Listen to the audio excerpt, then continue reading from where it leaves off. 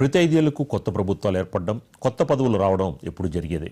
అప్పుడు అధికార పక్షం ప్రతిపక్షంగా మారిపోగా ప్రతిపక్షం కాస్త అధికార పక్షం అయిపోతుంది.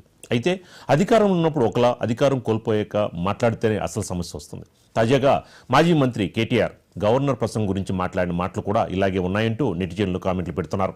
బీఆర్ఎస్ అధికారంలో ఉన్నప్పుడు కేసీఆర్ మాట్లాడిన మాటలను గుర్తు తెచ్చేలా ఒక వీడియోని సోషల్ మీడియాలో వైరల్ చేసి కేటీఆర్ వ్యాఖ్యలకి కౌంటర్ ఇస్తున్నారు.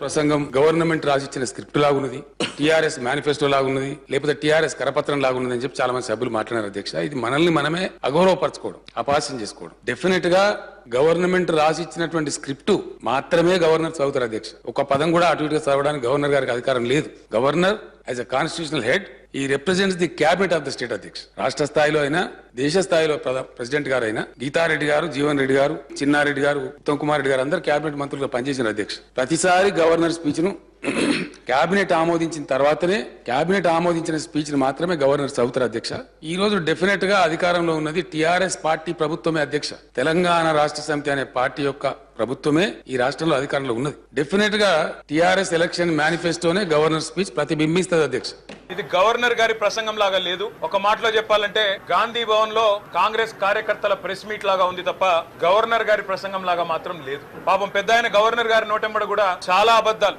ఒకటి కాదు రెండు కాదు, ఎన్నో అబద్ధాలు, ఎన్నో అర్ధసత్యాలు, ఎన్నో అసత్యాలు కూడా పాపం వారి నోటెంబడ కూడా పలకాల్సి రావడం మేము కూడా బాధపడతా ఉన్నాం.